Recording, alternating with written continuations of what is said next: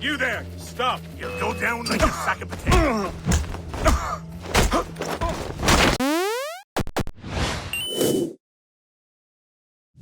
This review is brought to you by Full Sail University. Today I review Assassin's Creed IV Black Flag, which has pretty much been my life for the past 2 weeks. I had the chance to play through this first on the PlayStation 4 and then again on the Xbox 360, so I've spent a lot of time with the game, I have a lot of thoughts on it, here they are.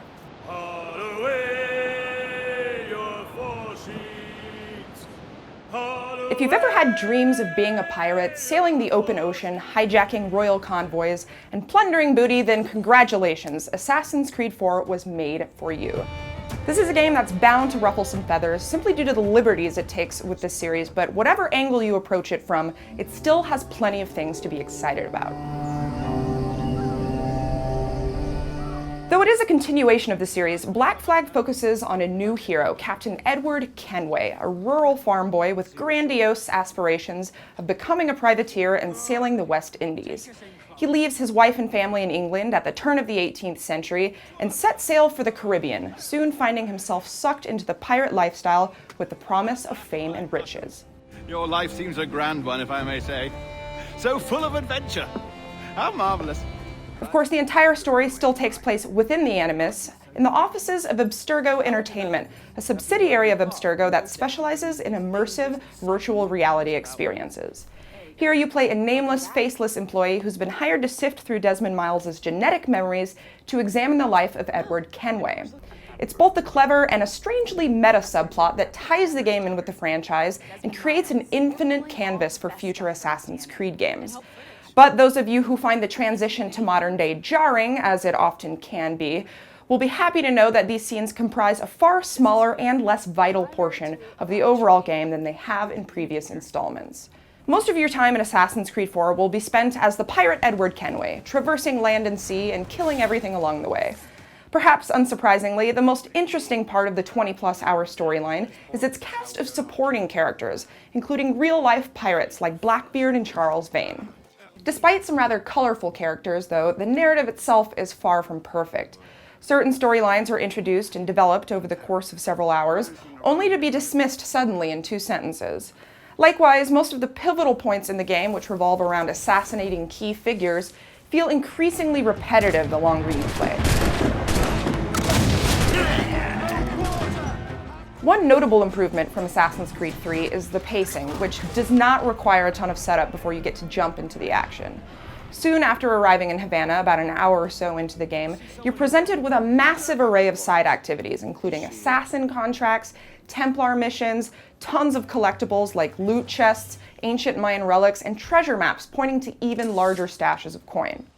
On top of that, the Caribbean islands allow for a vast amount of ocean exploration, making up about half of the game depending on how you prefer to play. If land missions aren't your thing, there's a host of water-related activities to engage in, from harpooning to cave diving to good old-fashioned ship-to-ship combat. But the true brilliance of the game comes from simply exploring.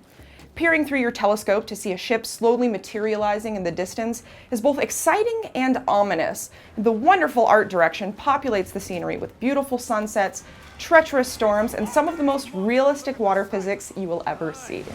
And we'd not last long face to face with her. Naval battles, which were first introduced in AC3, are front and center here, and the easiest way to earn quick resources. These materials can be sold for money or funneled back into your ship through an extensive customization system with far more options than were present previously. You also have the option to board almost every enemy ship now and take down its crew, earning twice as many resources as you would by simply destroying it. This is one aspect of the game, however, where their novelty soon wears off, and after a while the shipboarding becomes so repetitive that it's more of a chore than an adventure. These sequences also contain some of the worst graphical glitches, none of which negatively affected my experience, but were occasionally annoying. It's also worth noting that although boarding ships is technically optional, aside from the odd mission that requires it, the materials needed to upgrade your ship can only be earned from destroying enemy ships, so it's something you'll likely be doing a lot of. Also scattered around the map are naval forts, which can be destroyed, infiltrated, and taken over at will. This is one area of the game that's clearly inspired by Far Cry 3, where naval forts act as the game's outposts, exposing new areas of the map when defeated. These usually provide a bit more of a challenge than the ship battles simply due to their size and the fact that they're often surrounded by other enemy ships. As open as the world is, most of the new activities that are included, like harpooning and cave diving and underwater exploration, can only be accessed through specific locations on the map. About halfway through the game, Kenway acquires a diving bell which he can use to explore old shipwrecks for sunken treasure. These sequences can be a little conflicting. On the one hand, they provide some excruciatingly tense moments thanks to the horde of underwater threats that are deadlier and more terrifying than any land roaming enemies. But I still found myself avoiding them because of the poor underwater controls that make it difficult to maneuver and add too much needless frustration. Similar issues I experienced with the harpooning, which is an inherently fun activity whose enjoyment is somewhat diminished by predictable AI patterns that seem to suck a lot of the challenge out of the experience. This is illustrative of my biggest issue with the game, which is the general sense of repetitiveness. Even with the astounding amount of things to do, it's hard to dwell on any one activity for too long without feeling like you're doing the same thing over and over again. Nowhere is this more evident than sequences that require you to watch the same repeating cutscene after every takedown or victory. I don't need a cutscene to tell me that my ship is being repaired. You can just repair it, and I'll believe you. In addition to the single-player experience, Assassin's Creed 4 contains a robust multiplayer component with both competitive and cooperative modes. These range from more basic ones, requiring you to kill targets, capture enemy territories, and steal artifacts, to more involved ones like Discovery, a 4-player Wolfpack mode that boasts an entirely separate storyline with its own unique AI challenges.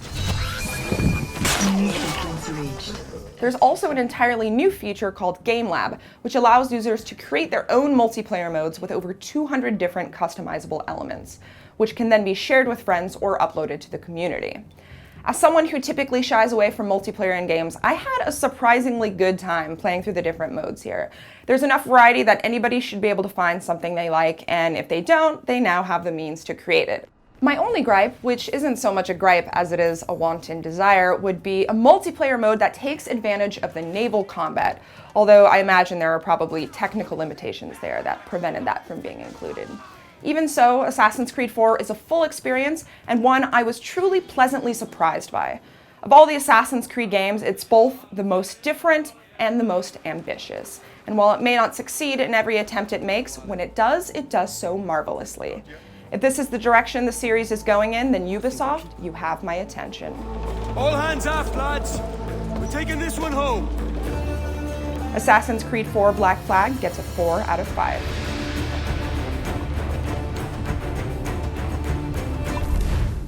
Sure, you love to play video games, but have you ever thought about creating them? Whether you're interested in programming, art and animation, story creation, or even producing games, there is a game degree program at Full Sail University to fit your needs. Full Sail's campus is equipped with professional level game studios and labs, but if you're looking for an online degree, they have those too, so you can earn your degree from anywhere in the world. Just visit fullsail.edu/rev3games to learn more. So that is my review of Assassin's Creed 4, which I clearly had a really good time with. Like I said, I played through this on both PS4 and Xbox 360. Almost all of the footage in this review is from the PS4 version. We're also going to have another video up at the same time as this one, which offers a comparison of current gen with next gen. So if you are wondering which platform to buy it on or if you should wait until next gen, then make sure you watch that video. As always, thank you guys for watching, and I'll see you next time.